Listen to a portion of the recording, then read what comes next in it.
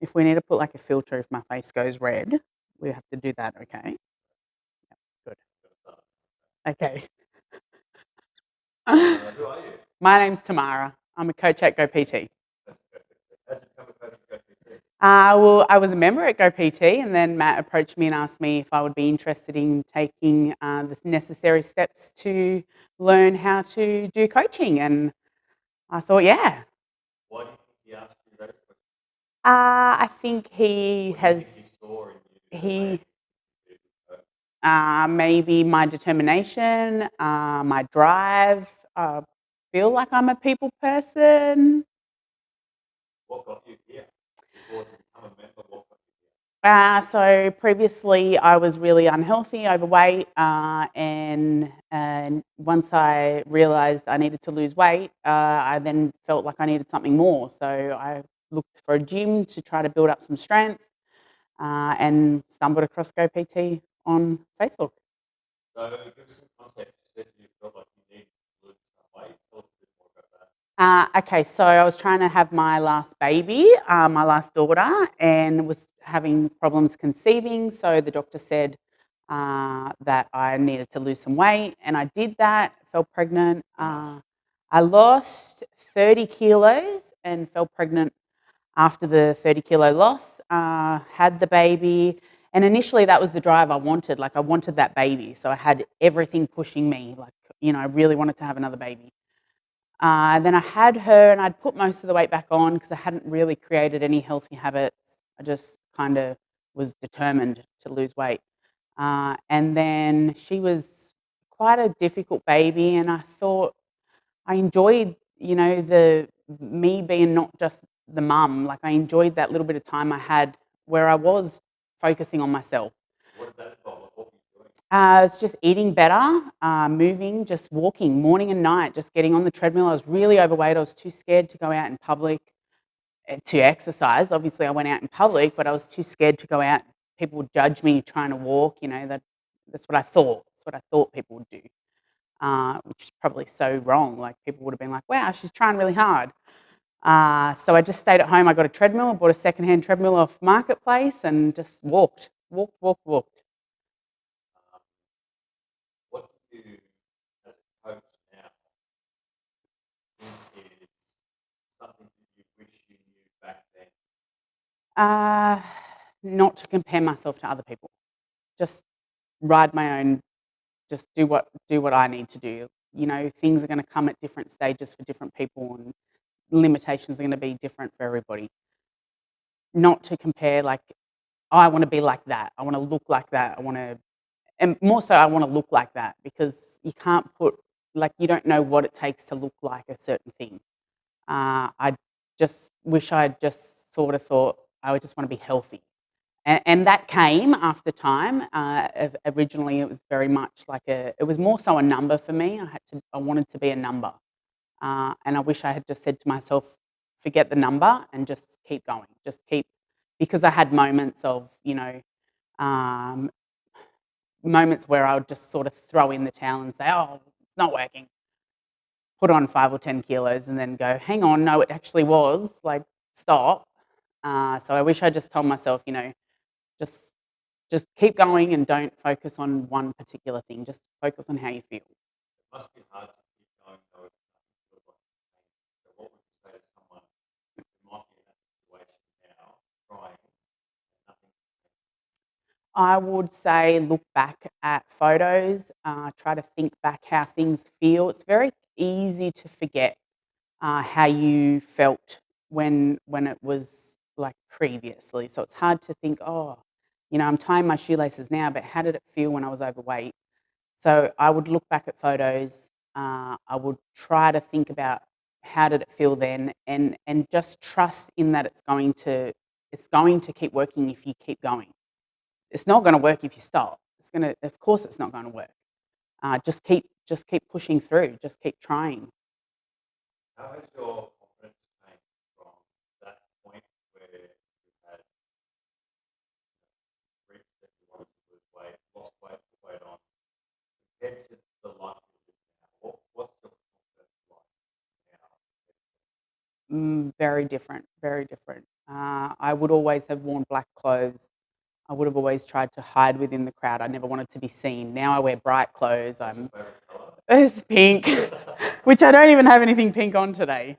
I don't try to blend anymore. My confidence, like I walk with my shoulders tall. I would always, be hunched over, and my eyes would always be down. My head would always be down. I make eye contact with people now.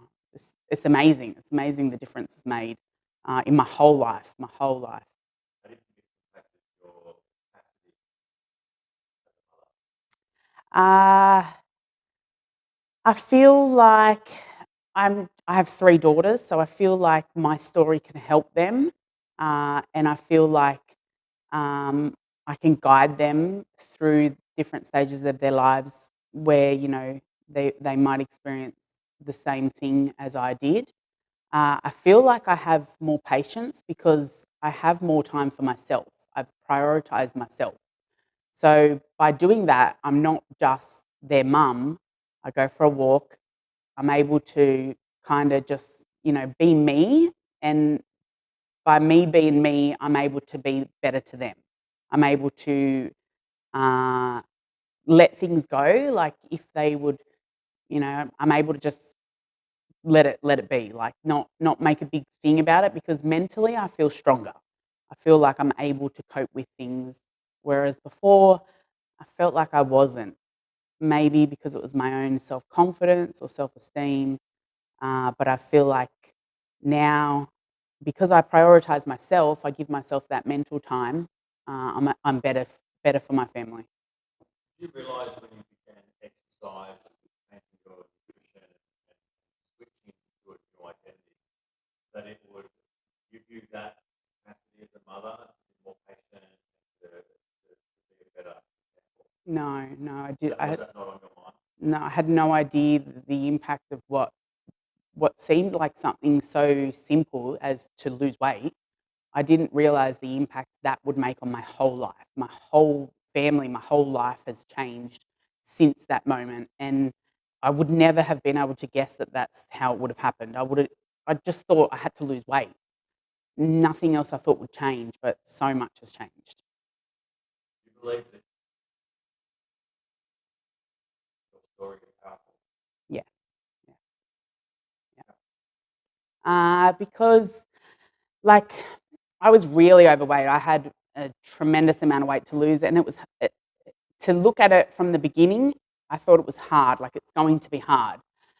But once I sort of started and once I uh, kept going, I realized, it was hard, yes, but it was harder to not do what I'd done. It was harder to be overweight. It was harder to move. It was like I'd struggle to put my shoes and socks on.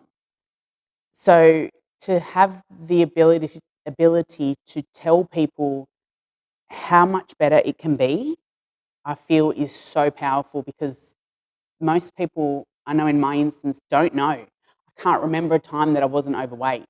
I can't remember it ever being easier than what it was. So to know that it can go from that so hard to now where things feel so much easier, that in itself I feel is really powerful. To be able to say it gets better and it gets easier. Can you describe a day in the life of Tamara on a day that you coach? Let's just say you coach the morning session, the first day, you coach how many sessions you coach today? For today, yes. What does your day look like? Give us a run through. Well, first thing in the morning, I turn the coffee machine on. I rock up here with a 1 litre jug of iced coffee. Gets me through the first 3 classes. So we start at 5 a.m. We've got 3 classes on till 8. Then I pack up and I go home to get the kids ready for school. They need to be at school by 8:30. They're always late-ish. Get them ready, make my breakfast, take them to school. I come back, we do another class here. And then each day varies slightly. I might go home and do some housework or some computer work. I'm also studying as well, so I might do some of my studies. Then I will normally be back here tonight for my kids to train. They do the children's classes as well. I will then train after them. And then pretty much it's like home, bed, shower. When do you go to bed? About 8:30. Maybe a couple of seconds later. Yes, all the time. What do you mean? All the time. Quite often I get a GTB. What does that stand for? I don't know. I think it's something like go to Bali. I think that's exactly what it is. Go to Bali. What's your favourite exercise? I would probably have to say an overhead squat or a squat clean. Yeah. What's your least favourite? Probably push-ups. What do you like about coaching the members here at GOPT? Oh, everything, everything. They're just really good people. They're genuinely good people. There's no egos. There's competitiveness, but it's friendly competitiveness. It's not like, uh, it's not nasty. There's not bitchiness or anything like that. They're just genuinely good people, and they take feedback and they try to improve, and they just want to, have fun and be healthy. See you laughing a lot in class. Is that because you're funny or the members are funny? Or I is it think both? I think it's me. No, I think we're all very funny, and you have to laugh every day. What's the biggest challenge for you at the moment? For me, is probably time management. I do struggle a little bit with time. Sometimes I'm running around like a bit of a crazy person, but I do manage relatively well. I make sure I get the sleep that I need. I try to walk each day. Uh, but time, I could just do with 1 or 2 hours extra a day.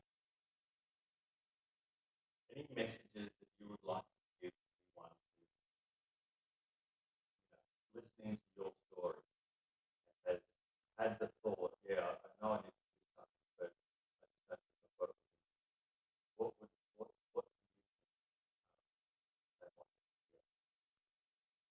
I think everyone has the ability to do really good things, and I think some people need a little bit of help and a little bit of guidance. Some people don't, but I think they just need to trust in themselves that they can do it.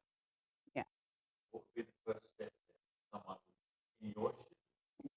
Because I feel like it's pretty fair to say that you've created a pathway to success for someone who is really overweight to get in really good physical and mental shape. I think you need to make the decision that you want to. You can't be forced to do it. You need to genuinely actually want change. And then when you've recognized that you want change, then you can move forward. You can come and you can join up, and if you are half into it, you're not going to really create that consistency or that habit. You need to want to change, and you need to, be ready to put in the hard work. It's not going to be easy. Nothing's easy. But if you haven't told yourself like this is what I want, I need this, uh, I think you're never going to be able to create that consistency without that mindset. You need to be strong in the mind. 10 years from now, you see yourself walking down the street, what do you see? Uh, You've got a time warp machine gone 10 years in the future. What do you see tomorrow? Hopefully, handstand walking down the street. That would be nice.